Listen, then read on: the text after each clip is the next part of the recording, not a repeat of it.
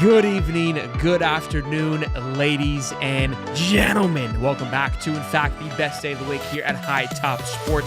Happy Wednesday.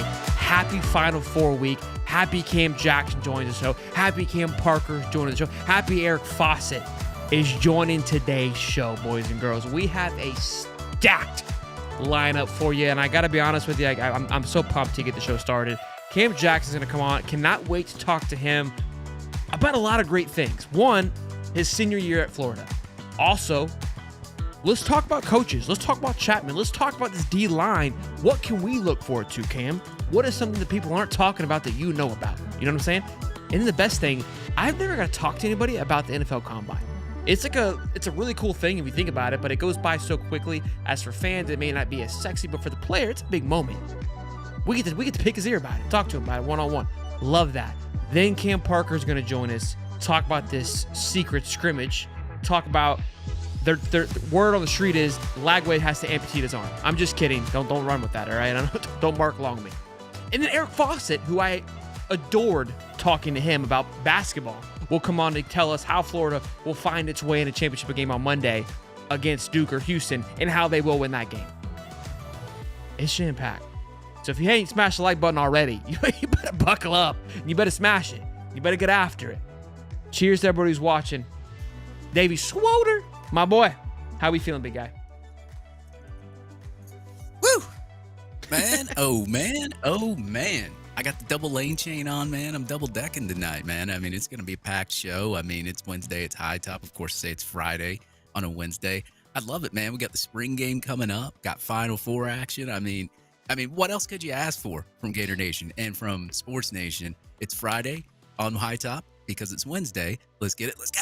Let's get it. Let's go, boys. Look, let's talk about a few things before. Wait on Mr. Cam Jackson to hop in here, ready to rock roll. Believe he's bringing the whole fam.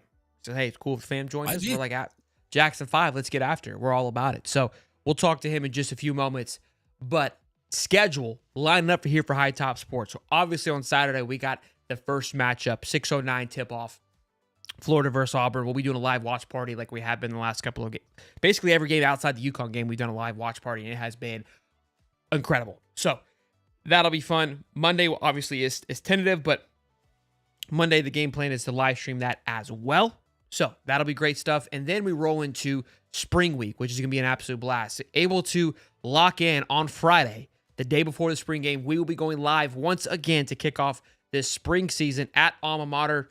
Love working with those guys. Brian is an absolute beast. He's gave us half the company today, which was really cool of him. Yeah, he did. Yeah. He did, yeah. So I just told Cam Parker, we got to get the whole gang back together. We need Cam, Zach, Ben Chase, the boys. We're doing Smell of Salts again on Friday at Alma Mater. 3:30 is looking to be the time. Come see us. Like, come hang out. Let's get some merch. Them boys will be selling some hot cakes. Hopefully, be selling some championship gear. Come on that Friday. Then on Saturday, of course, the build-up.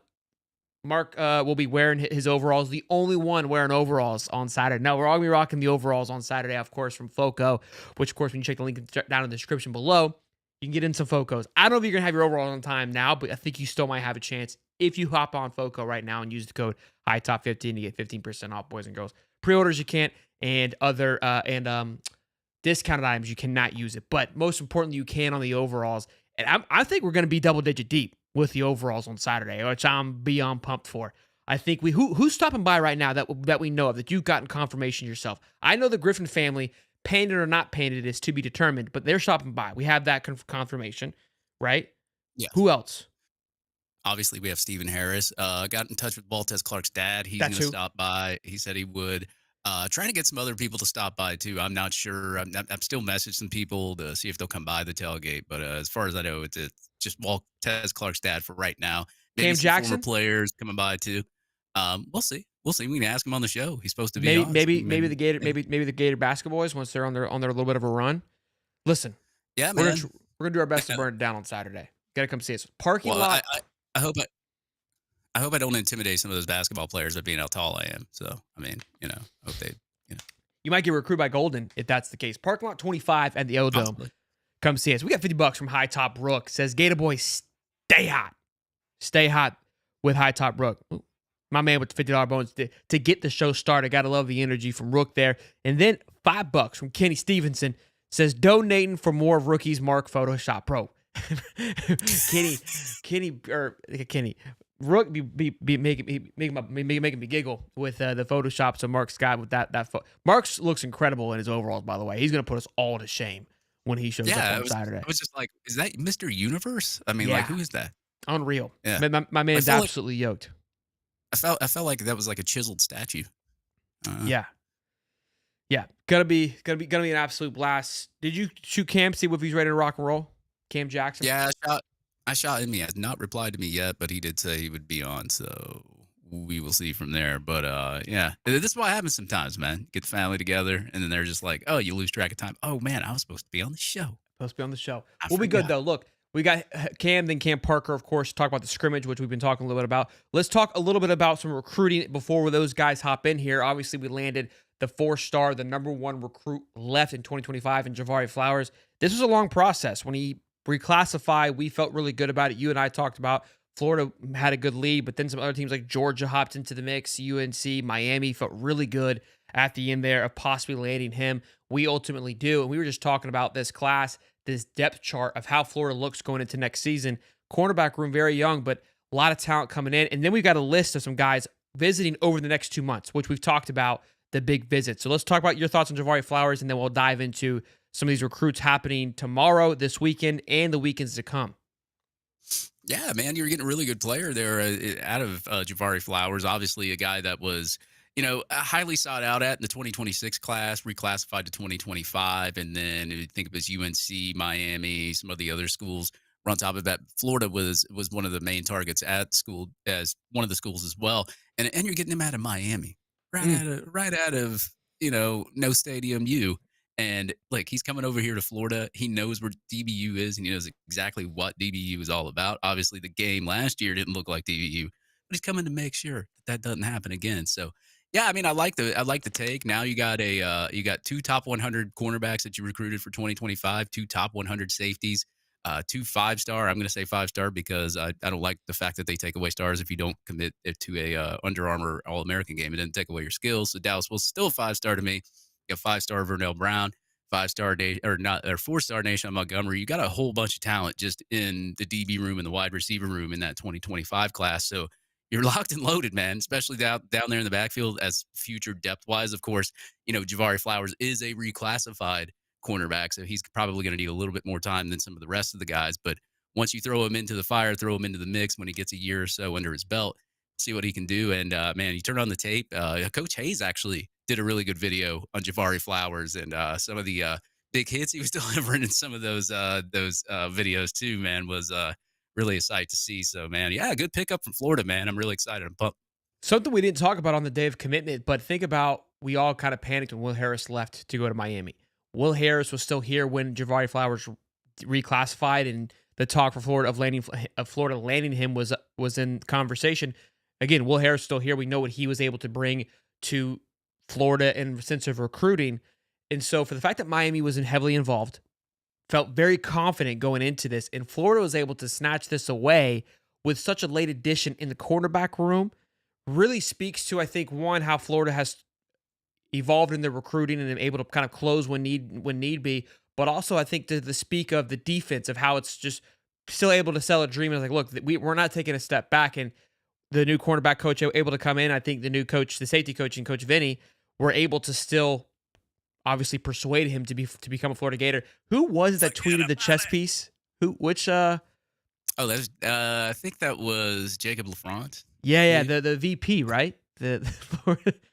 Right? Ha ha ha ha ha. What a classic tweet. I loved it. I love the jab. That was I'm a huge fan of that. So I was happy to see that. Losi Kapari just became a new member. Y'all better than ESPN. I appreciate it. Listen, the new ESPN. Thanks, it's a great compliment. I mean, the new ESPN is low bar. No, but still, man, thank you. Anthony Morrison, $5. Can't wait for this year. Only concern is quarterback because of lack of quality depth and play calling. Other than that, we're a championship team. Listen, I don't know. Y'all ain't seen the clips, boys. They don't want to be spinning that thing. All right, he's turning some heads. I think DJ needs to watch out. DJ's been sitting on the sidelines a little too long. All right. Salute to Nick, man. Nick was right, man. Maybe he just had a bad game. That's what it was, right? Two Look, bad games in a row. Nick's always ahead of his time, boys. Let's just let it seed in here. Stadium and Gale, Dave Thompson is here, letting you guys know. I think you guys do a great job. Thank you, Stadium and Gale. Appreciate it, Hey, man. Dan. Appreciate it, brother. Them boys do a fantastic job over there. They did a fantastic job at the event with DJ Lagways and others. So shout out to those boys over there. Great content they're pumping out. Yeah, if you guys like, check them out. Check out Stadium and Gale as well. I believe they go Monday nights, don't they? Dan, you go to the spring game? Gotta get the whole game together. Gotta get the whole game together come Saturday. Maybe we're being ghosted by Cam J, bro. He retweeted it, so he was about it. Dave Cam Thompson. fell asleep. Is that what I said? Dan Thompson. Did I say Dave? You said Dave Thompson. My bad, Dave Thompson. My bad. No, if me and Dan had a kid, it'd be Dave Thompson. That's true. Let's not put that in anybody's mind. That's true. My bad, Dan. My bad. My fault. I was talking to Dan. I was talking to Dave. I will be there at 3 to 4 in the fall. 3 or 4 in the fall. Oh, so not the spring game. Not the spring game. Not the spring game. All right, my bad. Yeah, my internet's acting like it's 1999. Oh, he'll be in Mexico. Okay. Old Dave Thompson. Oh man, we might have started something, Dan. I'm sorry. Well, look, I mean, if Cam maybe got lost, maybe I don't know. We had Parker on here. I messaged him a couple. I was going to say I messaged him a couple of times. I've gotten no reply, so maybe he comes in late. I just told him, hey, stop by in whenever you're ready. So yeah, he did say he would be on tonight. So he retweeted it. We'll see what so happens. we knew he was about it. Yeah. Dave Thompson, maybe hopefully nothing happened to him. Equity guy. Oh boy! All right, great content so far. Absolutely, we'll get Cam Parker in here. We'll talk all things scrimmage ball. I'm excited to pick his brain a little bit. Napier talked about Jade Robinson. It's a name that we've been talking about for quite some time. Again, a name that gets overlooked because of how exciting this linebacker room is. He feels that room is one of the best in the country. So excited for that. He spoke.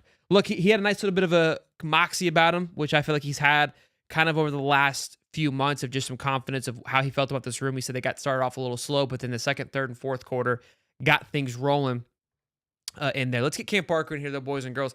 Not quite the Cam Jackson that we're looking for, but, it's a Cam nonetheless. So we'll take it. It is a Cam. What's up, baby? How you doing, Cam? I heard something about smelling salts and the crew and spring game, and I had to be there. I had to be here, so excited. Cam's nose perked up a little bit. Is that a little PTSD of what happened? Did you post the photo of you just like in shock? Wasn't that you that posted on Twitter the other day? I need that frame. Yeah. It's every time like I remember the feeling in my face when I did it, and the issue is not the smelling salts; it's the fact that I put it right here, and all sense of human left my body. I was a shell of my former self, and I've never made that face ever in my entire life. So looking forward to doing it again. Can you do me a favor and send it to me? I'm going to print them out and have you sign them Friday to give to people. That's the first autograph I've ever written, so I appreciate that. The smelling salts are the gift that keeps on giving, from the Gator walk at the Miami game to just every time I come on here.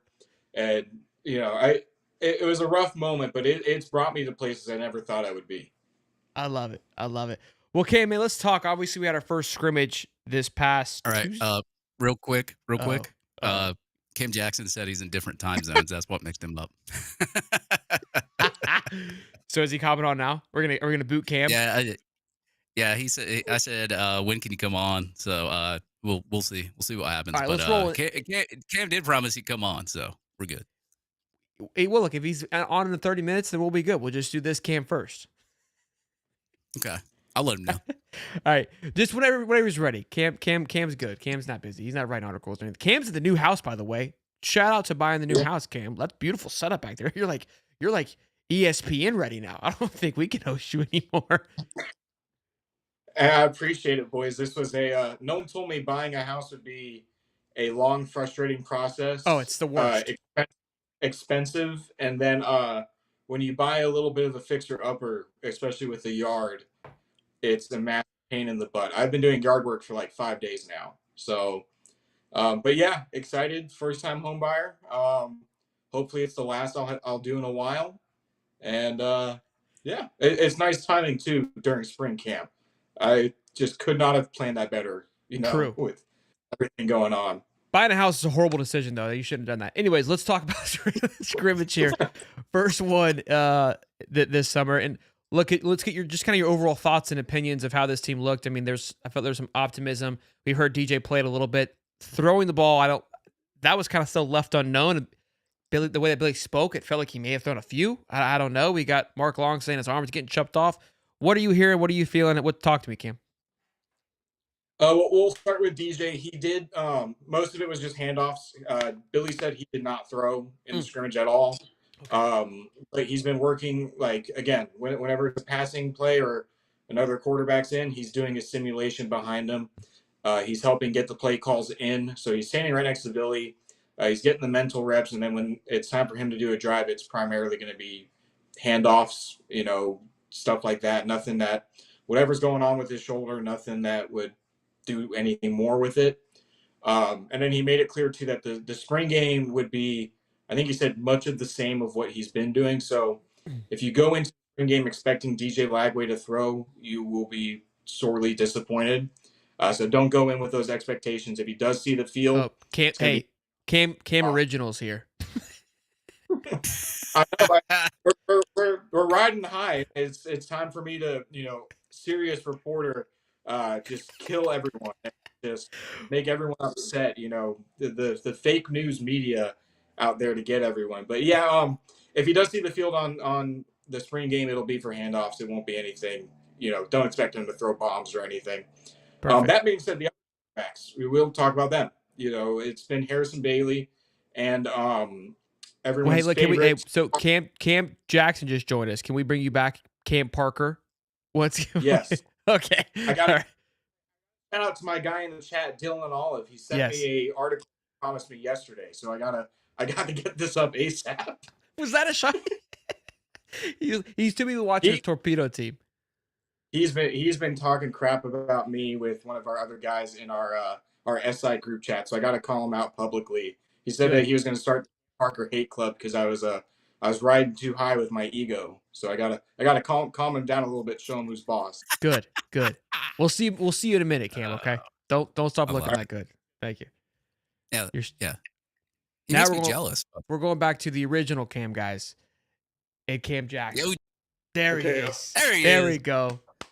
Cam Jackson. What up? How we doing, man? Is that a baby? Hold on. Let me. Yeah, my little niece. Look at that. We love babies here on High Top. We do. We do love babies here on High Top. Beautiful. If I was there, I'd kiss the baby. They don't want you to kiss the baby, Dave. Well, hello to the Jackson family. There is 5. It is the Jackson 5. I'm glad. Thanks for bringing the baby. Well, there you go. My older brother over here, he camera shy, so. Okay, he'll throw the numbers off, so that's fine. Cam, look, man, I got to tell you, I want to kind of start off with this, and then we'll get into the conversations. As long as you can go, man, we appreciate it. But I don't know if you remember, you came on our show early after committing to Florida from Memphis. Yeah. Came on, awesome energy, awesome personality. Then you were on again, I think, the year after. You instantly became a fan favorite just of how you carry yourself, the way you play, your energy. You've always been so great to this fan base. And now here we are again. I think it's our 3rd interview having you on. And now you're about to go be your first rounder. I'm believing so. So I appreciate you, man, being who you are, being what you've been for this fan base, and coming on this show once again. You're an incredible human, man. I've loved how great you've done. I love that you've stapled yourself into Florida history. And I'm telling you, man, you are going to be a fan favorite to watch in the NFL, man. So thank you so much. Yes, sir. All right, man. Talk to us. How has this combine, this just NFL prep, how has it been for you so far? I think this is such a cool thing that I have never got to talk about, so I'm excited to hear you talk about it. It's been cool. Like I said, having my siblings around and just having that support for real. And just going through that process, being able to experience, going to the combine. I'm the first person out the family to ever go through this process. So it's been cool really to experience it. That's awesome, man. I know, and I was saying before the show, the combine, it kind of comes and goes, but it's a big deal to be invited to that. I think sometimes it could get overlooked because it's just we almost expect it. But for yourself, how was that invite? And then talk a little bit about the combine. Just I know it's a quick day, but how was that day for you? And what did you learn? Did you see some things? How did you felt yourself? It went all those good things. I say just learning, like experiencing how things went for real. Just how we managed time. We was busy for sure, doing a lot of meeting, and we had like a lot of medical things we went through. But just being able to, like I said, that time management and being able to be around guys, and especially like my teammates, Shamar, Chim, Badger, Montreal, Graham, and all them guys. Good stuff. Dave, what do you got? Yeah, so what does the family think about it now? Now we got the family in the background, of course. We see them And all. who we got? Introduce us. Introduce us. Yeah. Yeah, we got to get introduced, you know. We got to learn the family here. Hi, yeah, I'm Kenya. Can you slide over just a little bit if you can. There we go. Yeah, There you go. my name's Kenya. Kenyon, in relation? Big brother. Oh, there you go. I love it. Yeah, and back here you got my sister. Santa. Hi, I'm this. Nice to meet you. Hey, we love Cam, by the way. Cam's like our favorite. He's my favorite, definitely, but he's our favorite. Behind me you got my other older sister. I'm Katera. Katera, are you the baby Cam? Yeah, I'm the baby. You lying to me? Are you really the baby? Then over here you got my older brother, Stacy. How you doing, Stacy? Stacy, man, how you doing? How you doing? Who's the favorite sibling from a parent's perspective? Probably Katera. Okay, I love it. I love It's it. like, don't put me on camera. I don't want to. I always love to ask. How are they feeling Try about to this, hide. man? What Dave said. How's excitement for the family for this? Really excited. We're Really excited. I can't wait for I it to can't spoil wait. us. I love it. She said, "I'm going to Disney World." Good. So, Cam, where are you planning on doing your draft day? That kind of for being. Are you going? Or are you staying at home? What's the plan for that? We in Houston right now. I'm gonna do it in Houston. Okay, awesome. I love that. I love that. Now, I do want to talk, man. I know you've interviewed with a few. I got one of our buddies on the show. He's a Vikings fan. I know you interviewed with the Vikings. Talk to us about that interview, and if you can, I don't know what you're allowed to talk about, but those interviews for those teams so far, how have they gone? Who have you felt a great connection with thus far, if not all of them? I know, like you said, the Vikings. I met with them at the combine, and I also met with them at Pro Day. Carolina, they a team who I met with. I actually got a top 30 visit there. Tennessee Titans, I met with them at the combine. Got a top 30 visit with them.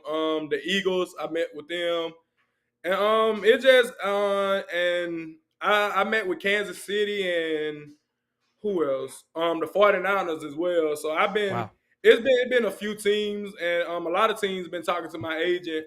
So but it's been good, like I said, to talk to them. I'm excited for the Carolina and for the Tennessee visit. That's awesome. Okay, so you haven't had those yet. Okay, and when are those set to happen? Because the draft's in a couple of weeks here. I go to Tennessee April the 6th, and I go to Carolina April 8th. Wow, good stuff. I would ask who would you want to go land, but I mean we don't want to put any. We want to land everywhere. We don't want to put that in on anybody. We'll be happy anywhere we go. And just kind of a little bit like, do these interviews, I'm sure they're trying to get to know you, how you would fit right into to their culture. Are they also kind of talking about just how you would fit on their defensive scheme as well? And is it kind of a mutual interview? Like, hey, like I agree this would be a good fit for both parties? Yeah.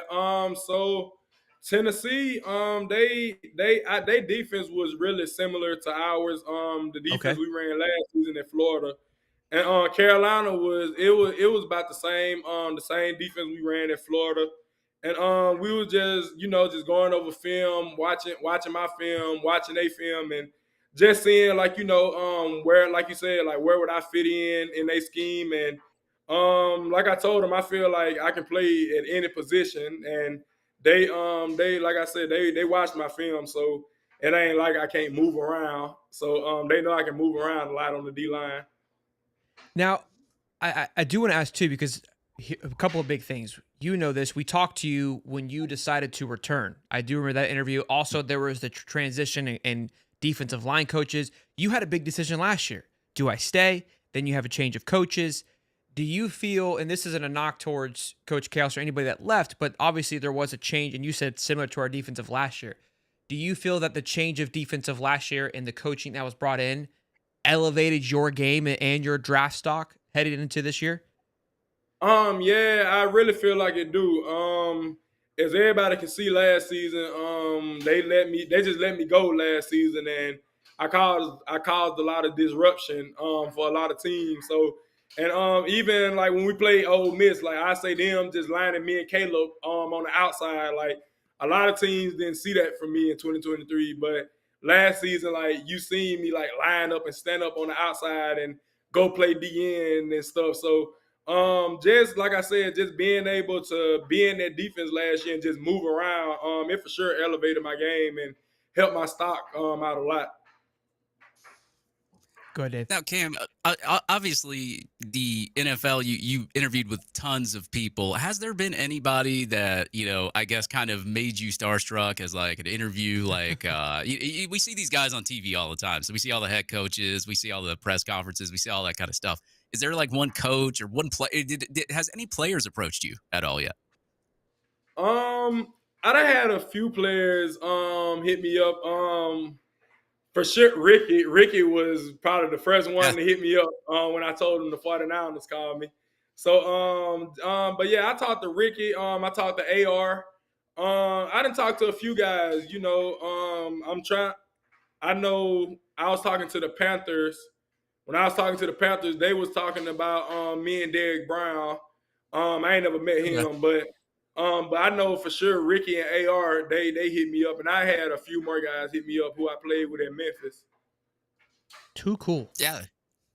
Yeah, I mean, that's crazy because, like, you think about it, and you just played football with these guys last year. Now they're in the NFL. And you played with Anthony Richardson a couple of years ago. Now they're in the NFL. Now it's your turn. Has there been any kind of advice that they've given you through this whole process, through the draft process, doing through the interviews, anything like that? When I was talking to Ricky, he was just telling me, just go in there and be myself. Don't go in there just trying too hard, just go in there and be myself. And I feel like that helped me out a lot. Look, I love you. It doesn't take much, and I've only talked to you a handful of times, so I think they're 100% right. What I will say, I've talked to you on here. I've seen you at the spring game. You're always the same person, which is great. So if any GMs are watching, listen, what you see is what you get, a genuine person. Yeah. So I don't think any GMs are watching, Cam, but we got look, if you need High Top Sports endorsement, it's right here. We got you. It's right here. If you need it, you can put attach it to the resume. Like, we're cool with it. No big deal. We'll sign off on it. But I do look. I loved hearing that the guys just the defense just kind of let you go. I do want to talk a little bit about this Florida team. I saw you at the pro day. You've been at some of the practices, just supporting this team. I think I'm on the right side of this when I say that even though you played at Memphis, you have much love and respect for them. You're a Gator through and through. And it's weird with this transfer portal, but you came in and you adapted to this culture and really represented what it meant to be a Florida Gator. Give us kind of some optimism for why Florida is in good hands with the defensive line guys that you left behind, right? And D-Rob and Jamari Lyons and of course Banks, right? What does Florida have to look forward to in this up-and-coming defensive line guys? I say them guys, they coming in to work. They really just picking up from where we left off at last season. Ain't nothing really changed. I know Coach Chapman, he getting them right through this spring. Like you said, I was there at the first spring practice, and I seen them guys getting after it and just out there competing. And I feel like they're gonna be the best D-line in the country this year, if you ask me. You got, like you said, DeAndre Robinson. He was a guy who played a lot last season. He stepped up this season. He's going to play a lot again. Mekhi Burrow, he's a guy who's going to, potentially step in and can start. Jamari Lyons, I know what he gonna do. I don't even gotta say. I know what he gonna do. Yeah. And also my dog Tyreek Sapp. I can't leave Sapp out. I know Sap going, Sap, he gonna go out there and be Sap. He gonna do what he do. So hey, let me ask you this: you think he surpasses 8 sacks from last year? Yeah, I think Sap go double digits this season. Love it. That fires me up, man. It's cool to hear again losing such a big presence like yourself. There's obviously that concern of how does Florida replace someone like a Cam Jackson, and hearing the person that is having to be replaced, and hey, you guys are in good hands and has a potential to be the best D-line in the country is great. Talk a little bit about Coach Chapman too. That's somebody again who came in, hit the ground running. I would say in a familiar place with you because you were new just a year before him. How did he adapt? And we saw the practice footage of just kind of the energy that he brought. I think you loved it. It seemed that it really went with how you wanted to roll. Talk about what his coaching technique and how you think it's going to really make an impact next year. For one, just holding them guys to a standard for sure. That's gonna be the first thing. And I say just making sure that they go out there and work and compete every day. Man, like I said, he's trying to make sure that they the best D line in the country. So he gonna he gonna get on them when they wrong, and he gonna celebrate with them when they make a play. So just having that type of coach, it really helped me a lot. Cause like I said, he got me to where I'm at today, too. Like just staying on me, making sure that I'm keeping that leadership role in the D-line room because we had a young room. You had me, Dez, and Joy was the older guys who left. So just having that type of leadership in that room last season, I feel like he came in and helped me, keep being the leader that I am. And he's gonna be the same way with Caleb this season. He gonna make sure Caleb keeping that leadership going. I love that. I love hearing that, Dave. Yeah, and I think, and I've discussed this even with Big Steve. I was talking to him earlier today, and I said, when Napier got here, the one thing that I think that he did the best was change the culture in that locker room, and bringing people like you in from Memphis, and you really coming in and taking a leadership role, and especially having the attitude that you had was phenomenal. Like I was just like, Cam Jackson is like my favorite player. I love him to death because he lives, breathes, and dies Florida Gator. I mean, you even communicate with fans, you do everything.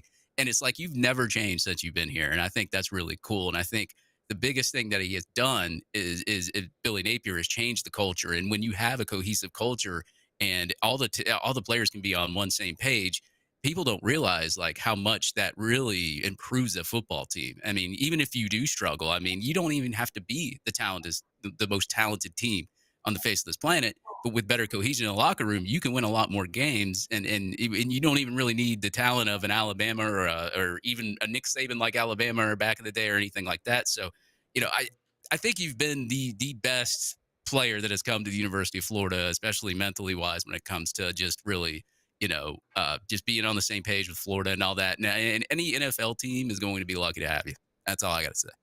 Absolutely. Absolutely. Well, Cam, I'm for real. That's not me blowing smoke either. I'm for real. No, look, I think again from a transfer guy, again, you made a huge impact. I know that you turned a lot of heads at the Florida coast. Sorry about that. Turned a lot of heads in the NFL combine as well. With this draft coming up, what is kind of something that you're looking forward to? Your first big move once being drafted. What's kind of in your head of like what's the next step of getting in there, getting to work? Kind of talk to us through that. What's in your head right now about that? You said it, just getting in there, getting to work, get ready to compete, man. Going in there to go, take a veteran spot and earn my spot as a rookie. I love it. Do we have any ideas for once we get that the contract side on the dotted line or our big purchase, taking the family out to dinner? They're ready to be spoiled, so that's why. Which sibling gets a gift first? Let's go there. Who gets the first gift? Right behind you. She said, "Don't put me on camera." I'm gonna call not even the new baby nephew. Oh no, it's a niece. Niece. Not even niece. Now that I think about it, yeah, she might be first. It's hard to forget. She's new to the family. We're not quite. How old is she? 1 month. A month. Should be months today. I don't know. That's awesome. Well, congrats. Well, Cam, anything you got to tell us or you want to say, man, before you get up out of here, man? Not really, none that I can think of. Just getting ready for the draft and getting ready to hear my phone get called. Are you live streaming this event? How can we hang out with you on draft day? Follow my YouTube channel. No, Go my Twitching? TikTok. Oh yeah, I'll probably be on TikTok live. Hey, I don't know. yeah, go ahead and plug Live. it. Yeah, I'm gonna be on Instagram live. On your Instagram? Yeah. Okay. I don't know if you can talk about this, but I know you said you talked to your agents and they're talking to certain teams. Have they talked about where they're looking to take you? Have you heard of that? Are you able to talk about that? I don't know. Right now I've been hearing third, fourth round. Okay. So I've been hearing third, fourth round. Okay. So but look, these interviews could change some things and move things up. That's what the big interviews are for. So, and how I wanted to ask you when we were talking about the Titans, they said you broke down some film. Were there some things they gave you to take away that they would like to work on? It was really, we was watching, I say probably my pass rush. Like I told them, I want to get better at that. They know I can stop the run. So it was like, I mean, if they pulled a play up with me, like a run play, like they knew 9 times out of 10 I was going to stop, I was stopping it. So, but it was mostly like I told them, just wanted to work on my pass rush a lot. That's the thing I want to get better at. Okay, good stuff. So you were kind of more upfront about, hey, these are the things I need to improve on. That's awesome. Another great quality. Yeah. Well, Cam, man, we'll be watching Instagram Live, looking for you when you get drafted. Super excited. It's definitely going to be a favorite of mine to watch you play. Hopefully we can have you on again, maybe during the OTAs, see how the NFL workouts are treating you, man. And we'll be checking Instagram to see. Don't forget about us, man. Yeah, please don't. Don't forget about us. You gonna be back in Gainesville sometime this year too? I mean, if you got time. I'm planning on coming for the spring game.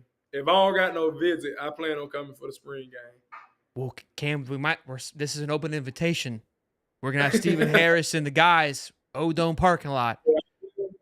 Yeah, I plan on coming for the spring game. You might get tackled if you come and say, hey, but you're more than welcome to come. More than welcome to come. Family too. Bring the whole gang. I'll babysit. Drinks may flowing, man. Cam, you the man. Cam's family. Thank you guys all. Jackson 5 + 1.5. You guys have been great, man. Thank you so much. Go Gators. Good luck, man, in the draft. Yep. We'll be keeping up, man, and hopefully we'll see you on the spring game, Bubba. Thank you. Yes, sir. Go Gators, man. Go Gators. Go Gators. Cam Jackson, ladies and gentlemen. What incredible interview, man. So fun. That was awesome. A lot of good stuff there. My absolute favorite Gator ever, Cam Jackson. Yeah, that's such an awesome interview. There's a lot of cool info there too that I love to get. Lane change, $5. The basketball team win it all. The atmosphere of the spring game is going to be crazy. It's Cody and I were talking about that. It's going to be unmatched. It's going to be nuts. Speaking of that, Lane change is in here. Make sure you get your Lane Chain from Lane Chain, and if you need somebody to message, you can message me or Lane Chain on Twitter. You save $5 of promo code HIGHTOP. I love it. Tony 2X, $5. What up, Cam? Nothing but great things. I love it. Dave made me shed a real thug tear. Thug tear there. I'm in shambles today. All right, boys. Let's get Cam Parker back in here after we just gave him the boot. Shout out to Cam. He gave Dylan Olive. I think he got his article done, even though Dylan was late. They were having a little bit of a tiff here in the comment section, which I loved. While we get Cam Parker back in here, go give, again, Cam Jackson some love and follow. If you're not following him already, what are you doing? But can't wait to keep up with him on draft day. But let's give a quick little shout out to our sponsor today, Penalty. Take a listen. For the college or NFL, and you see the hold, where's the flag, ref? Where is it? You're calling, you're whistling, or sometimes it's the other way around. They call the hold, and you're like, open your eyes, ref. Well, now you get your chance to have your voice heard. With Penalty Verdict, you get to do all of that. With Penalty Verdict, you get to vote on penalties called in real time on both NFL and college football games. Engage with the community of football fans who desire fair play and accountability. Unlock the next dimension of sports by engaging with real-time polling of referees, players, and teams. View data-driven insights to help inform discussions about the game. Penalty Verdict is the development phase, and we would love to hear back from you. What features do you want to see in the app for next football season? Check out penaltyverdict.com/hightopsports to get in on the action now. Listen, boys, you and I both know we have had our moments of hooting and hollering. Now's your time to speak up. We're giving you the platform. Take advantage of it. Boys and girls, there it is. Penalty verdict. I think it's a pretty cool little gig that we got to work with. Like we are always whining about the calling it, and they reached out to like, hey, do you want to work this? I was like, I feel like there's plenty of guys on here that would love to vent about these play calls. I was like, yeah, let's get after it. Cam Parker, appreciate you, man, for being so fluid with this and stepping aside for other Cam. Okay, so you gotta apologize to Rufus here. He's upset that I'm taking up my entire night instead of cuddling with him and playing with him inside. So that's Dylan. That's Dylan's fault. We'll blame Dylan. This is the dog. After the baseball game, I talked about that wrecked my TV. So this is the 1-year-old. Please forgive us, Rufus. Please forgive us. Dylan's kind of a jerk. Yeah. All right. I get in my lap all night. Back to Aiden Warner spinning the football, you were saying, right? Or was it Harrison? Well, so from my understanding, and Ryan O'Hara, the now assistant coach and quarterbacks coach, he talked a little bit about this today, but Aiden Warner he's not had a bad spring. I know that people kind of they freak out because he's the walk-on and everything that happened last year wasn't great. But I don't think people really accounted for the fact that Aiden Warner could get better. I think people were they were done. They moved on. You bring in Harrison Bailey. Well, we're done with this. But I think Aiden Warner has gotten better. And I think that it's not necessarily just where this QB2 thing has been decided. I think that he is making a push. Now, Harrison Bailey's still going to be expected to be QB2. That's why they brought him in. And he had a couple good throws. I mean, UF has started putting the clips out there from practice, and he had a couple good ones, but Aiden Warner had a couple good throws too. So competition's always good. It's never a bad thing. We'll see that, it seems like Aiden Warner has gotten better. Hopefully neither of them have to see the field instead of mop-up duty. Your hope is that DJ Ladd is healthy for the entire season. But yeah, listen, the kid is spinning it.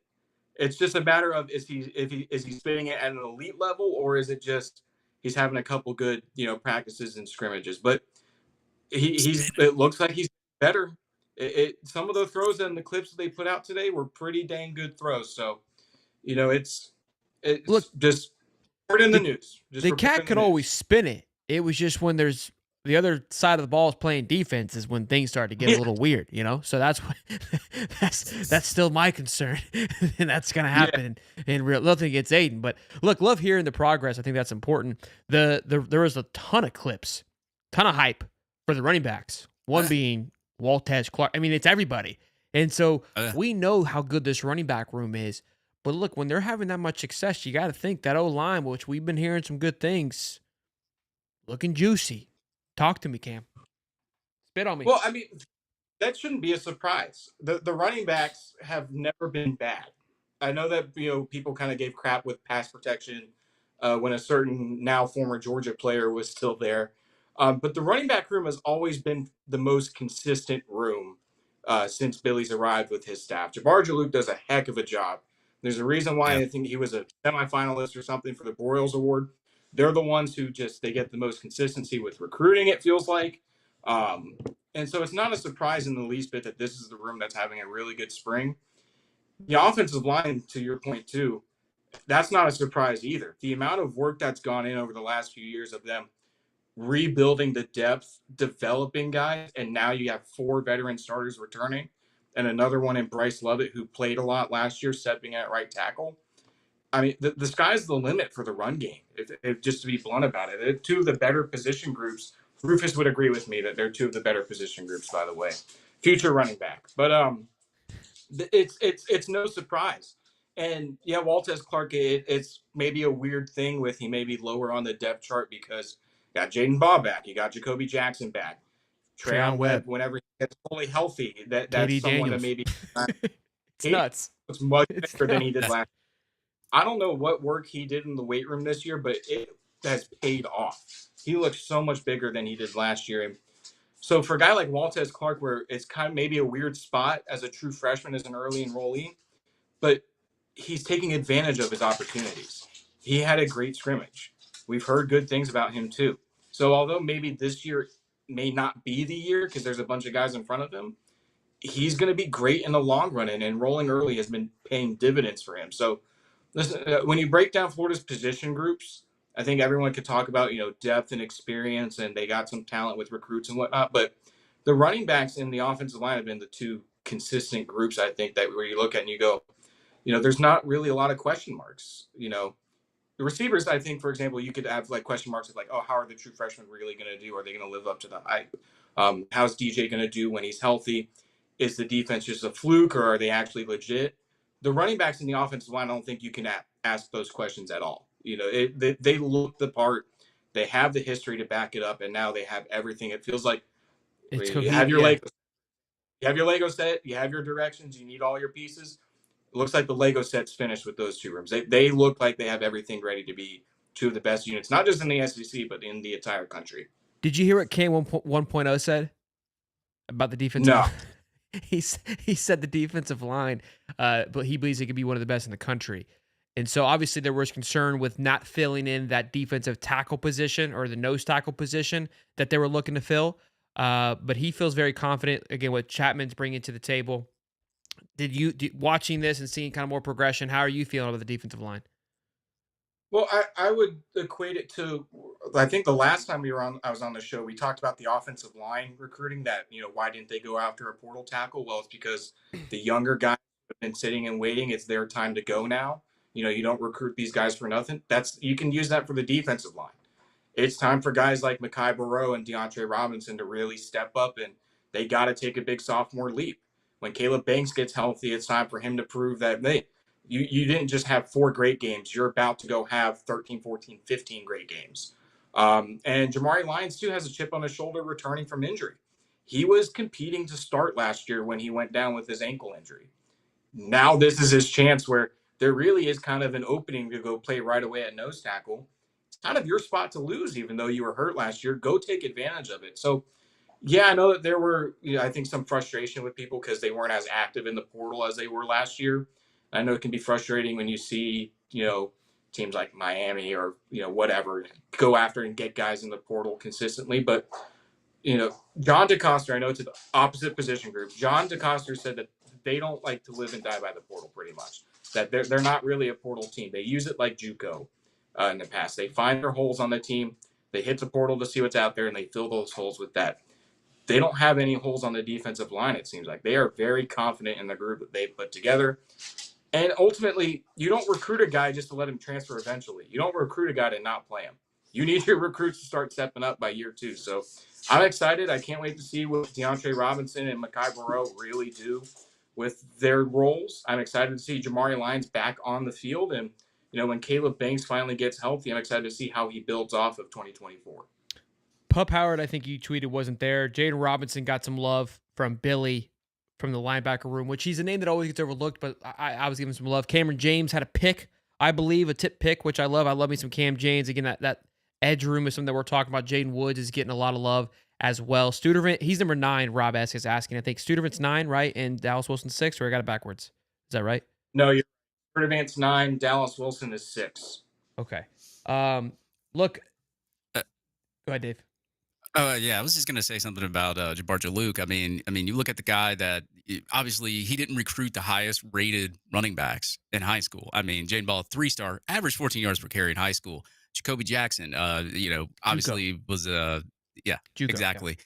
And then Montrell Johnson, obviously transfer from over from Louisiana Lafayette. We know what he could do. He was out a little bit, but I mean, just those 3 running backs right there. If you're a PFF guy, 82 run grade from Jaden Ball, 76 run grade from Montrell Johnson, 77 run grade from Jacoby Jackson. All averaged 5 yards per carry or more last year. I mean, you can't ask for nothing else more, especially from Jaden Ball, who comes in as a freshman. You've got Jacoby Jackson, who's I believe he's never really started. I mean, you're getting production out of guys like, and I'm not going to say guys like that because I think they're tough running backs, but you have to tip your cap to Jabbar Jalouk. And I saw some film a little bit, a little bit of Steve sent me some film today. Behind the scene footage. Yeah, old Waltez Clark, man, he did really, really well in those scrimmages too. We got Gates look like he's back on the field as well, coming back from injury. Bryce Thornton was another one that I think was dealing with a little injury as well. It seems that just about everybody is getting back to their healthy status, which is good to see as well. Outside of a few names again, like Pup Howard, Lagway's out there, although with his shoulder. You were talking a little bit before about his injury, or the shoulder, I guess. I do want to ask you, because Mark Long came out and said that he was told by somebody that that surgery needs to happen. Now, to his credit, he also said, like, look, it may not need to happen this year, but at some point it will happen. So, like, the severity of it's very low. But you and I have talked about it before when this drama came out. You kind of cleared the air. I know that the staff appreciated just kind of some positive noise coming from it. It feels like anytime Mark gets a mic in front of him, it's like, how can I continue to harp on this noise? I don't get his angle, because again, even if, again, he even kind of said it today. He goes, there's like a 2% chance that he needs surgery, but even if it does, it could happen at the end of the year. No, it seemed for me that nobody feels that it's severe enough that he can't play. It's just something that's constantly nagging. It's like, hey, they're going to do everything they can not to have it.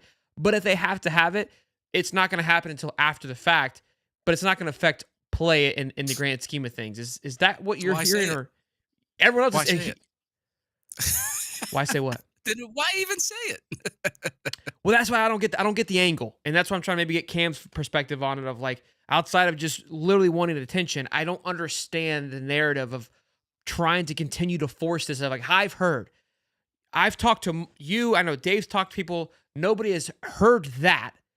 All they've heard is that like, hey, things are going like as they should. Can you talk about it, Cam? Yeah, this 1.5. was the dang dog. This is the first that I've heard anyone mention a surgery outside of the very first press conference when Billy said that he hadn't had surgery. They were just keeping him out for now. And I can't speak to Mark's reporting. I don't know who he talked to who may have said this, but again, I do want to reiterate, to his credit, he didn't say that he was going to have surgery. If the surgery was a do or die thing, that it could happen if they wanted it, maybe sometime after next season. But who knows? It's definitely weird, like that. I don't know how to feel about it. Like, to be fair, I don't, because to the side that wants to freak out about DJ Lagway's shoulder injury, they have a point, in the sense that the longer that this goes on, the more people are going to speculate. And you can't always blame someone for speculating when there aren't any answers out there. Sure. But I'm gonna stick to my guns with what I said when we first talked about this, and the fact that it's only spring camp. You can only take so much away from these practices. These practices do not tell the story of what's going to happen during the season. It's developmental for guys who are getting on campus first. It's getting the team together and kind of getting a preemptive who's going to be our leaders, who's going to be the starters when fall camp opens up. It's for guys getting healthy. So I don't put too much stock into what happens during spring. I know that we have to write about it. That's our job. And we got to, talk about who are the coaches praising, who maybe needs some work, who are standing out, who could be, this, then, or that. But I don't put too much stock into it when we know that there's a whole nother fall camp that's supposed to happen. So if this is still an issue, whenever fall camp rolls around, if this is a thing where they're going to continue to talk about DJ Lagway being limited, then I would be worried about it. But this is not it's nothing to be worried about right now, I don't think. Unless I'm just way off and I'm just ignorant. And you're the guy not getting invited to the parties, not knowing what's going on. They said that this wasn't a big deal and all this stuff, and unless I'm just that ignorant and trustworthy of what UF says, I'm just gonna choose to put my energy elsewhere and not freak out about it. But if fall camp rolls around and this is still an issue, if we're still talking about it, if DJ's still not throwing, then it's time to hit the panic button and go, okay, well, this is probably going to be a problem this year. Let it play out. Yeah. Let's just let it play out.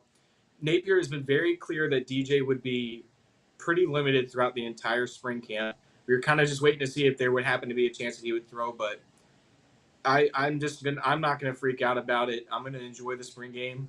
I know some people were hoping to see Lagway throw, but I'm going to enjoy watching Harrison Bailey and Aiden Warner and Tramel Jones get some work in. And Spin it. let's enjoy it. Let's enjoy football while there's not really a game to be played. There's a lot of fun things to watch for this spring game outside of DJ Lagway. And as much as I would love to see him, there's some other things I want to watch. Again, I think it's fun to watch Harrison Bailey and this O-line and how they work, how they protect a non-experienced quarterback. I think it'll tell us a big story of the trenches, which will be fun. Let those guys duke it out. Two things from Dylan Olive.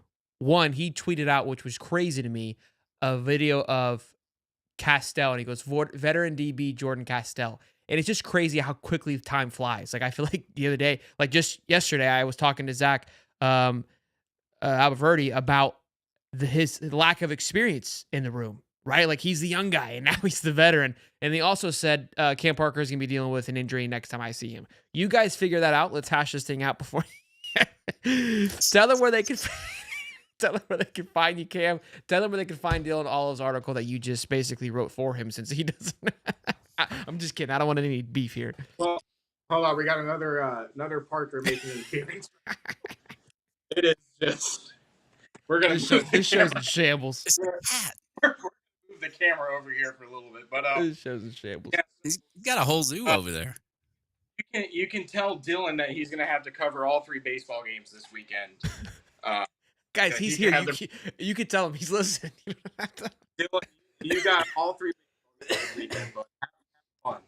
But yeah, you can follow me at Cam Parker 25 on X, si.com, basically the Florida page. Gators Illust, so GATORS ILLUST on Twitter. And don't worry about Dylan Olive. Just you don't have to read his articles. Just you could read mine. But if you see Dylan's, just feel free to mark it as spam and just move on.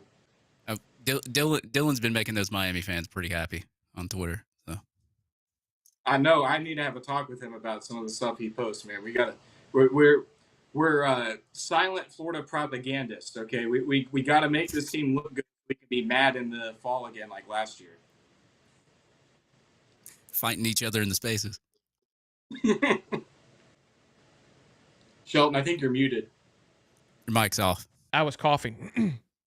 Cam, thank you so much, man, as always, for joining us, Bubba. Good to see you. Thank you for being patient, too, with Cam 1.0. And we're excited to see you in a couple weeks, man, and to do some smelling salts and hang out with you, as always, Bubba.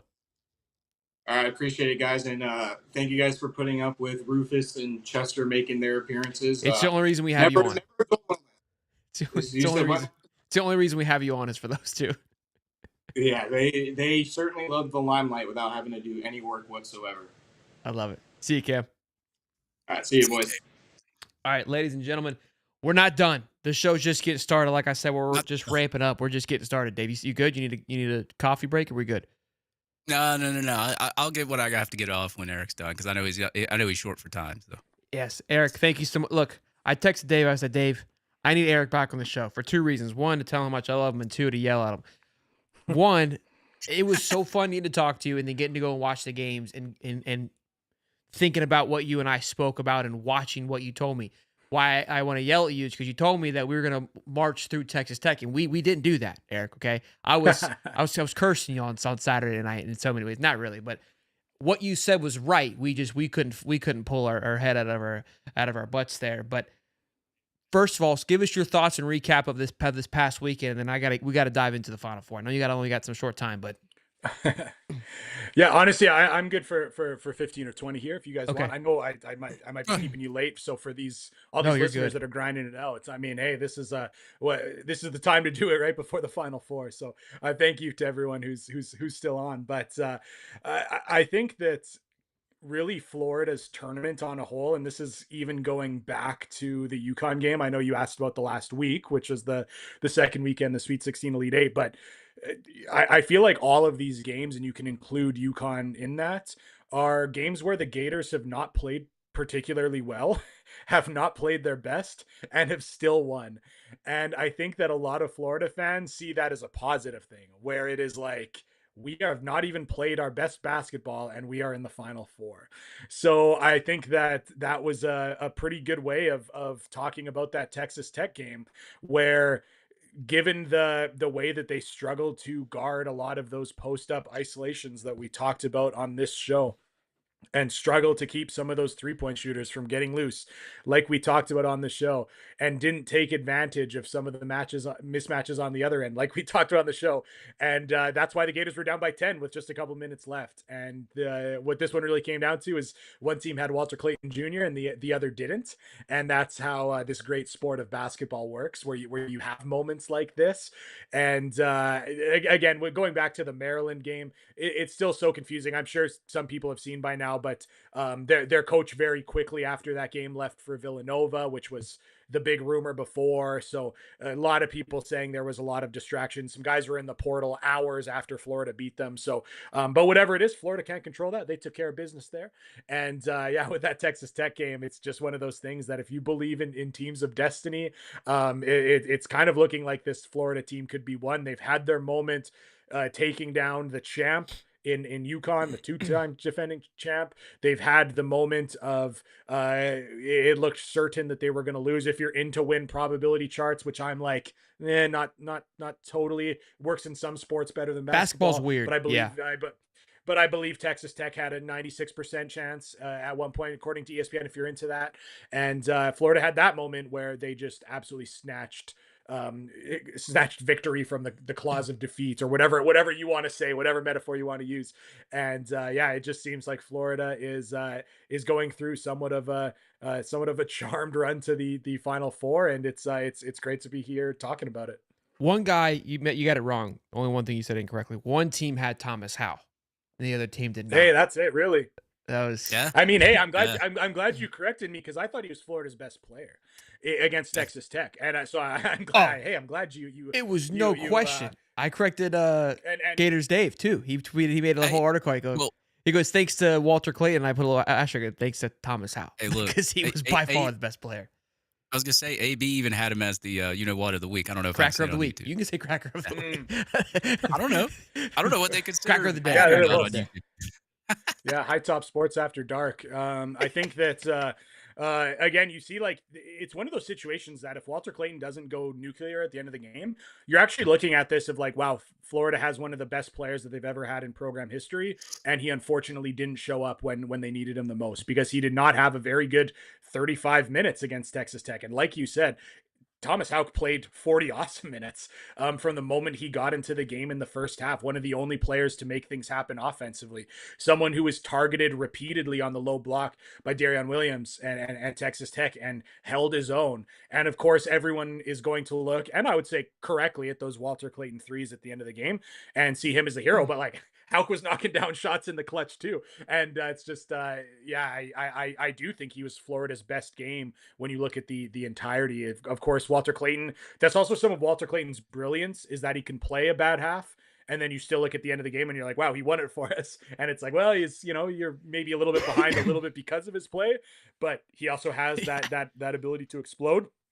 And then on the other side of the spectrum, you had Houck that played a very steady, complete game of basketball. And when, the starter, Ruben Chinyelu, was not playing very well and had to get pulled pretty quickly on a couple of occasions, when it got to that Alex Condon at the 5 and Houck coming in there at the 4, I mean, that has been Florida's best front court combination, and they showed why once again against Texas Tech. Walter had 30 points, so I understand where, if you look at it from a stat sheet, he had 30, but I think 16 or 18 of them were from the line. I'm not taking away from the points, but he was getting fouled a lot. It wasn't hitting the shots we needed, so he quietly got like 17 points and nobody even knew. Thomas Howell put up 22 or 20 points, 9 boards, and like 5 assists, but on top of that, just his impact defensively. Walter was kind of quiet at times, but then again, towards the end, Walter was there, but Thomas Howell through the entire game was a factor, to the point that he earned minutes in Maryland because of Condon, right? And then I think Golden recognized pretty quickly, it's like, this is the best player on the court right now. I'd be an idiot not to play him. And so that's where it's like, for me, it's like, it's not just, don't look at the stats. I understand Walter put up 30. It's kind of a weird 30, but it wasn't like, to me, the 20 that Tom, and this isn't to take anything away. I feel like we're getting into pissing on who did better. Both were phenomenal. Walter hit massive shots, all did great things. But yes, that's the thing that I've been riding on, is like, everyone's like, how do you feel? It's like, I feel great because Florida has looked like complete doo-doo since the SEC championship in the first half of Norfolk. Since that, like the last 10 minutes and a punched whiteboard, we haven't seen a good basketball team. And the positive on that is Auburn had a cold 3 or, basically 5 games going into the tournament, and they've been hot for the last few weeks. Can we see a flip here? Now, that's where I'm going to next, because you gave me a good kind of blueprint of what to expect going into that last weekend. I was able to sleep a little bit better at night. Now we've got Auburn facing them again, and it looks like it's going to be Duke. I don't even know if we need to talk about Houston, but let's talk about Auburn first, and what do you think of your expectations, and how do you feel about going into it? Yeah, Auburn's just had one of the strangest seasons in college basketball, where right now everyone, and rightfully so, is saying Duke is one of the best teams that we've seen in college basketball in 25 years. And whether it's the eye test, whether it's any metric system evaluating that, that is totally true. Duke is unbelievably strong, and with Auburn, they were the team that was doing that for much of the season. And the only reason they stepped back was because they won the SEC regular season with 2 games to spare, and then stopped caring and lost the 2 games in the 2 final games of the regular season, could not flip the switch back on in the SEC tournament. And to be honest, I also think didn't play particularly well to start the SEC tournament. And that's something that, again, is it's something that's always interesting to talk about, how difficult it is in sports, not just basketball, but all sports, for once you flip the switch off, how hard it is to flip that switch back on. And I feel like Auburn has seen that firsthand. And again, we know that this was the strongest SEC the league has ever been, and the SEC was one of the strongest conferences that college basketball has ever seen, arguably the best. And I think that that's why we talk about Florida winning the SEC tournament as a remarkable feat, and that is understandably so. Auburn was 15-1 in the regular season. Like, that is absurd in the strongest the SEC has ever been. And again, it's also important to note, of course, the SEC doesn't have a balanced schedule. And that's actually one area that Florida got quite a favorable draw. But Florida really had the easiest schedule in the SEC this year. Obviously, they were a really good team. I'm not saying they're fraudulent or were propped up by this bad schedule, but I do it just to point out that Auburn played a more difficult SEC schedule and still locked up the number 1 seed with 2 games to spare, and we're 15-1. Like, that is outrageous, and it shows how good they were. And then it shows just how crazy it was that they would lose 3 of their 4 games going into the NCAA tournament. And again, I thought they started slow their first couple of games. They started to show a little bit of that life of the team that was so dominant for so much of the college basketball season. And then I think against Michigan State, for the first time, it was like, oh boy, this is the Auburn that we saw for months in the college basketball season. They looked like they were playing their strongest. And then Janai Broome took this wild fall where he looked like he broke everything. I thought it was done. If people did not see this fall, I'll tell you the exact experience. He had this fall, and I'm like, oh my goodness, his elbow just bent 100% backwards. I'm like, his arm is broken. Then the commentator was like, oh my goodness, did you see that Alex Condon might have hurt his, or sorry, Janai Broome might have hurt his knee on this fall. Yeah. And then I'm like, what are you talking about? And then the other guy's like, oh, I thought he hurt his wrist. And I'm like, what is this guy talking about? And then they showed the replay, and his elbow hyperextended, his wrist hyperextended, he landed on his knee, which hyperextended, and then his ankle looked like it folded. So it was like this Looney Tunes fall that you're like, his not only is he done for this game, he's like, what's he going to do next year when he gets drafted to the NBA? Like, this guy's going to be out for a while. And then, of course, a few minutes later, he's back, and he knocks down a 3 with his first shot. So he didn't practice the last couple of days. They say he's going to play. And I mean, again, this isn't the NFL where you get fined for not being truthful on your injury reports. So who knows if it's gamesmanship or what. I just have such a hard time imagining that Janai Broome is going to be at 100%. For everyone who saw that fall, it's unfathomable. Again, Alex Condon is also not going to be at 100%. But yeah, I think for us who saw it live, I mean, like, we thought his ankle, knee, wrist, and elbow were all cooked. And then he was back playing great. So, yeah, that is my long breakdown of Auburn's season. But man, against Michigan State before that injury, and a little bit when Janai Broome did come back and still looked okay, I do think they were looking like the team that was super dominant. And hey, that's at the same time, Florida beat them right in the midst of their SEC dominance. I mentioned that they sealed Yeah. they sealed the SEC regular season title at 15-1. The one loss was to Florida. So at that point, so Florida beat them while they were playing their best. So Florida's got to be a confident team going into the second matchup. In the fan perspective, you kind of like the battle testedness that this Florida team has had to endure, because now that we're on the other side of it, we won it, we're okay with it. Where Auburn, it's kind of coasted. Not saying they haven't played anybody, but Creighton was kind of flying high. Again, a UConn number 9 is a much greater number 9 seed than Creighton, although Creighton kind of came in kind of hot and heavy. That Michigan team was solid. I can't take anything away from that. That was a good game, but they weren't tested in the sense, and not that Maryland was, I think Michigan was better than Maryland, but we struggled. So we had to find out who we were. And then, of course, the Texas Tech game, you learned a lot really quickly, where Michigan State, they kind of dominated the whole time. Never really had to battle through that. So we'll see, because they haven't really had to truly face adversity, where if Florida is able to get them into this in this environment, I think that could be their advantage. Because when you look at matchup, when you look at talent, when you look at coaching, some people are going to argue that Bruce Pearl, obviously being SEC Coach of the Year, is better. Give me Todd G any day of the week right now. But I think talent-wise, I think Florida has what it takes personally. And again, when we talk about matchups before, I think they match up well with all the remaining teams. It just depends on what Florida team decides to lock in. Is that how you're feeling? Yeah, I mean, you mentioned talent, and that's something that, again, I think is so remarkable about Auburn's season, is just the fact that, again, I don't think that they're a super talented team. And again, that's funny to say. I mentioned that Janai Broom is going to be the player of the year in a lot of people's votes. It's him or Cooper Flagg is the consensus for who's the best player in college basketball this year. One of the two. So it's funny to say for a team that has that player that they're like not super talented. But again, it's a group of guys that largely has had such success because of their system and the way that they play so structured and play so well off each other, and how the pieces fit together.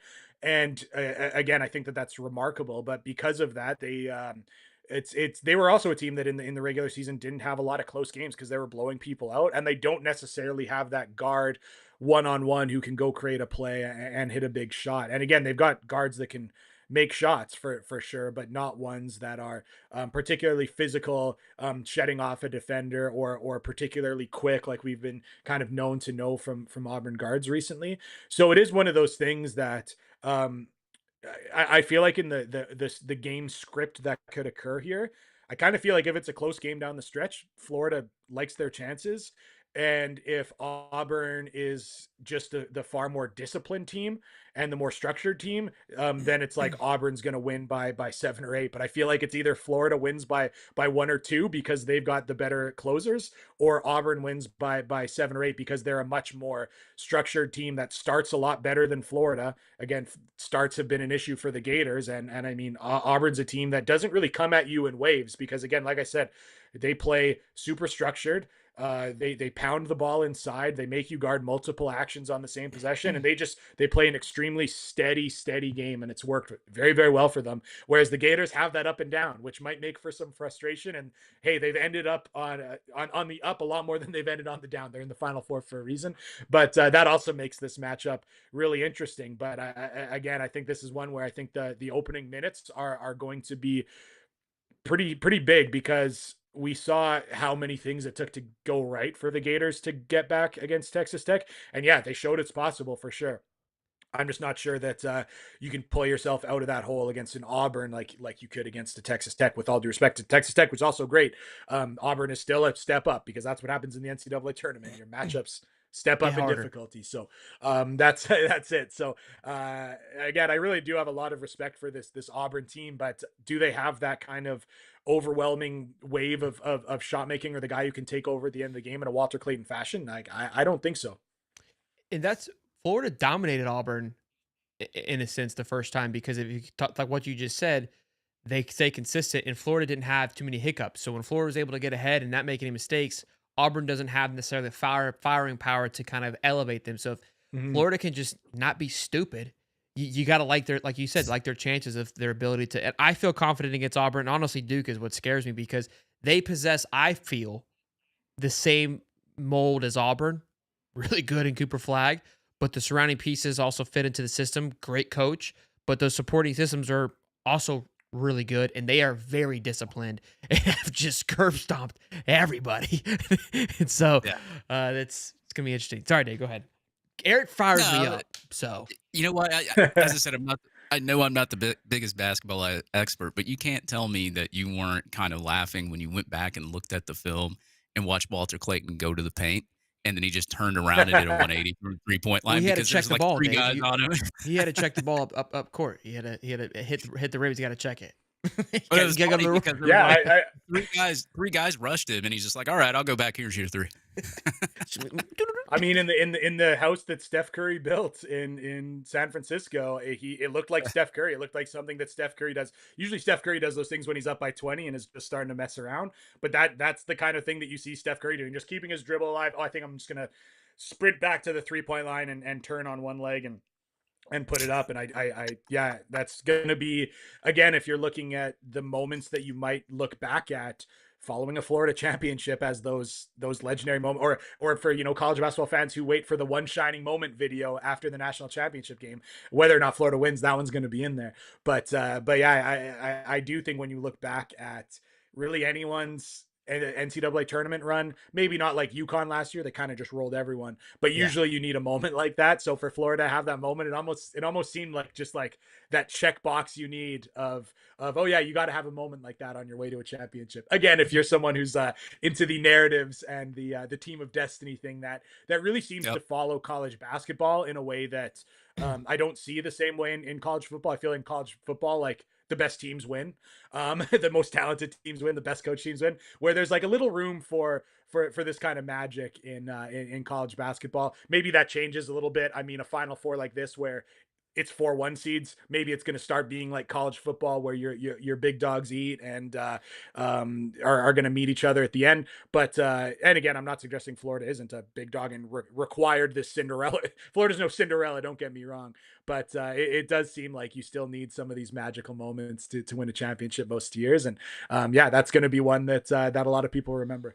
well, basketball, I've always argued because the way the pros is handled, it's a series sport, right? And so when you take a series sport and put it into this one game vacuum, that's what you get. Football isn't a series sport. It's built differently. So that's why you do kind of have the stronger just slowly start to pull away because that's how it's built. Baseball is very similar too. Like if you have the wild card changed from a one and done game because you necessarily weren't getting the best team. It was what team had a magic run, which team caught a spark. And now that spark can carry in baseball, which is a different argument in itself. But yeah, I agree. Watching the game on Saturday, I was actually talking to a buddy of mine. I go, listen, we hit the Angels in the outfield with them, and then they went on a run. All right, the boys, look, the God smiled down on the Gators that day, and there was a few things where I kind of like stopped for a minute. And I was like, I know it doesn't feel right now, but somebody grab that ball and put it back in Walter Clayton's hair because that should have been a turnover. The 3-pointer that hit 9 rims and off the backboard and off Thomas's house forehead and went in, that shouldn't have gone in. Like there was just weird things that kept happening that I was like, these things. The ball was falling the right way at the worst time for Texas Tech, and you're 100% right that sometimes it's a little bit of magic goes a long way in a tournament like this. And you're right, they seem to be the team that has this kind of aura around them outside the other three that really haven't had too many blemishes. Right? No other teams have had this kind of scare heading into this. So, yeah, Dave, I actually have a question for you. As someone who, you felt like you've needed to preface everything you've said with like, oh, I'm not the biggest basketball, but which is, hey, we're everyone right now. We're all big basketball guys. Anyone listening to this, everyone is welcome at the party.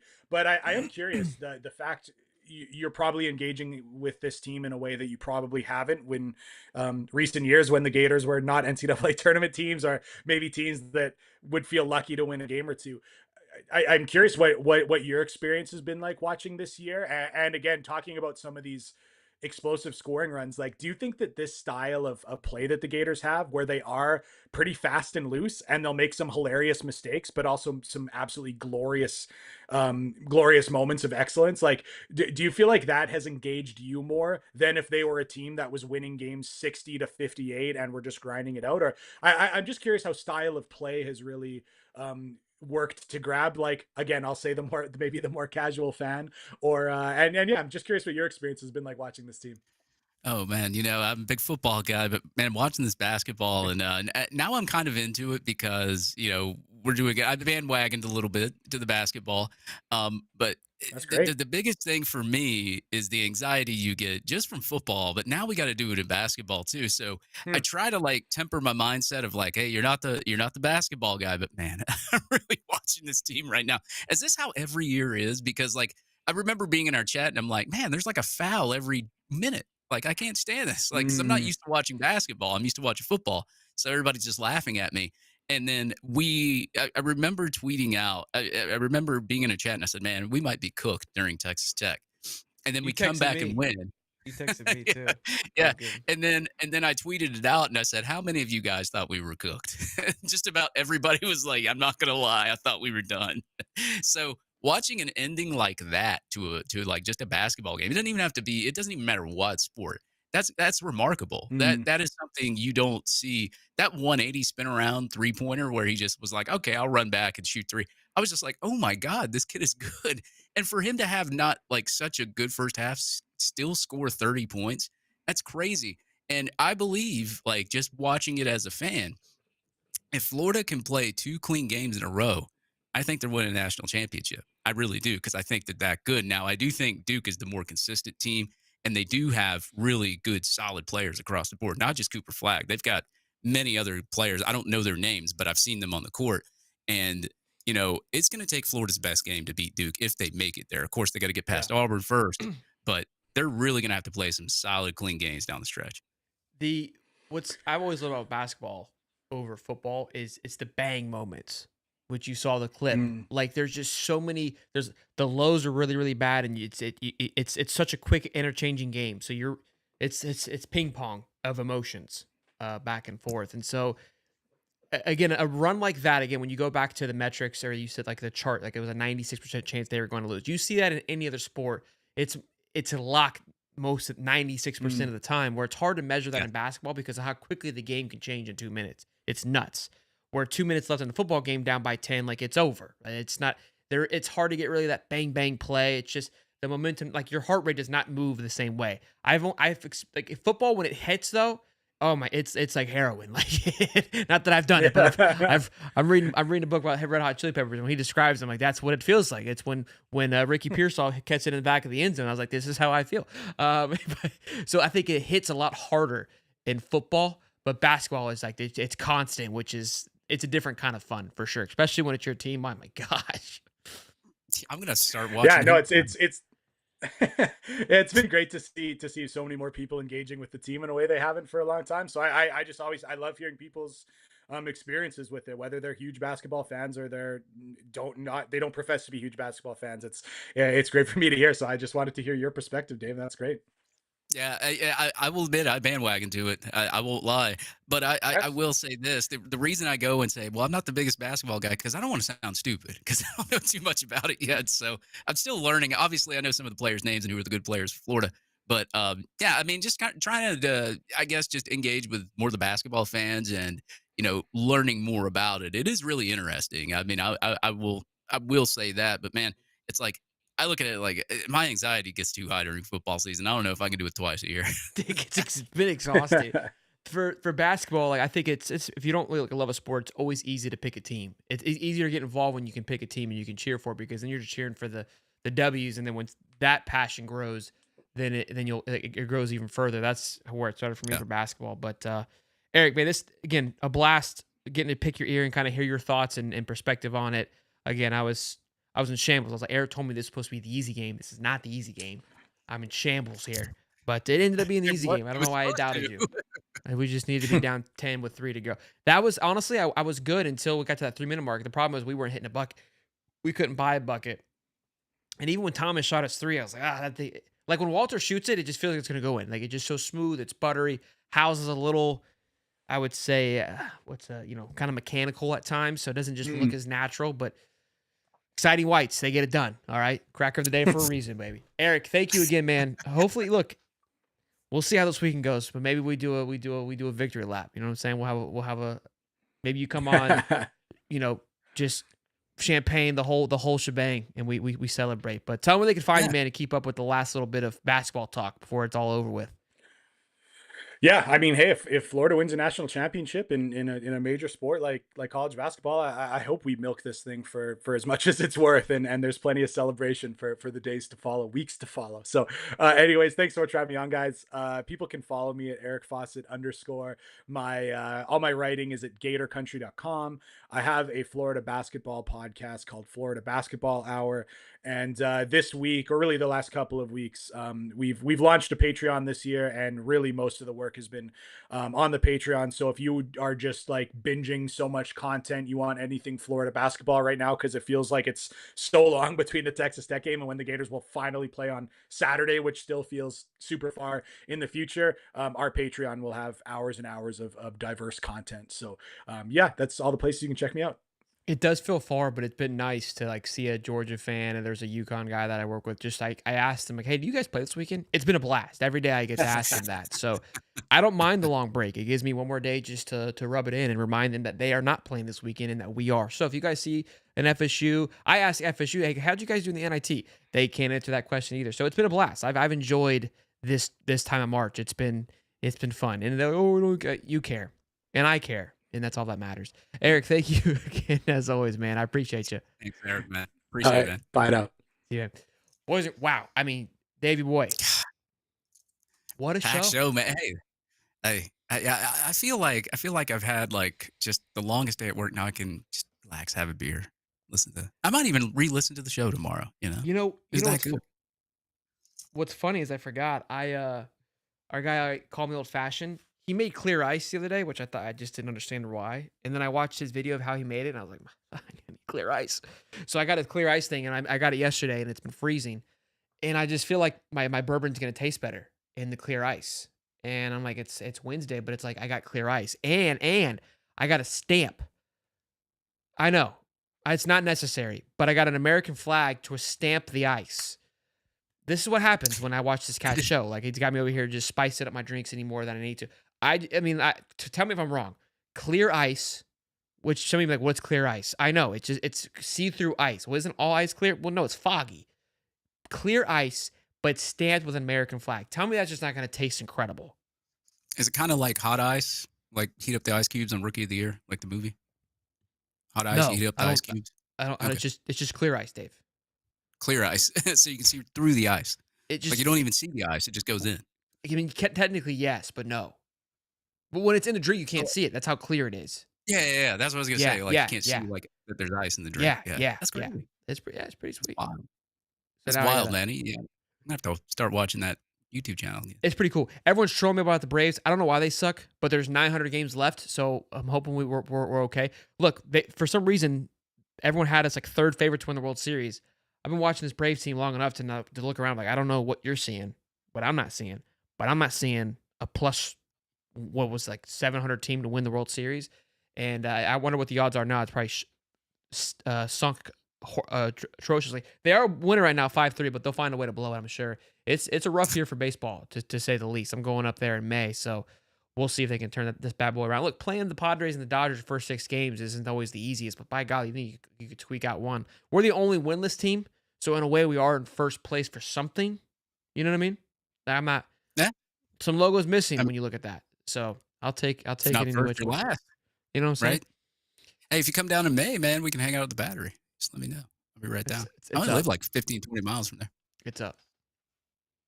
It's up. It's up. We're gonna throw it down. I would come up. Well, I guess you would go down. Boys, Yeah, girls, whatever. ladies and gents, great show. By the way, Oh. I have this nagging back problem. I might go see a surgeon. Mark Long recommended me to see a surgeon. We've we got a stacked week ahead of us. Of course, Saturday is the watch party for the Final Four game for the Florida Gators versus the Auburn Tigers, and then we're gonna be rocking and rolling on Monday, right, boys? We're gonna keep the streak alive and roll into Monday, and then it's spring week. We'll have a show Wednesday. I think can we talk about Wednesday? The special guest, is that confirmed, or should we hold off? Do you want to hold off? Let's hold off. Let's hold off for right now. Okay. It's a good one though. It's a good one. Look, we've been spoiled with guests. Shout out to Dave for locking those in. Today was a hell of a show. I forgot that we had Cam Jackson on. That's how great this show has been. And then, of course, the Friday, Saturday for the spring game that week will be fun. Hope to see everybody there, or as much people as we can there. But Anything else, Dave? We Yeah. good? I think we wrapped it all up. Dude, Shout out to Eric Fawcett, Cam Jackson, and Cam Parker as always. Yeah, I mean, I'm pumped. I'm pumped for next week. I'm pumped for the spring game. I'm pumped to see everybody. I love doing live shows out there in the swamp. We'll be alma mater as well, doing the live show on Friday. So you guys, if you're in the area, come check us out, man. Especially at the High Top Tailgate. We're gonna have a lot of special guests there too. So a lot of drinks.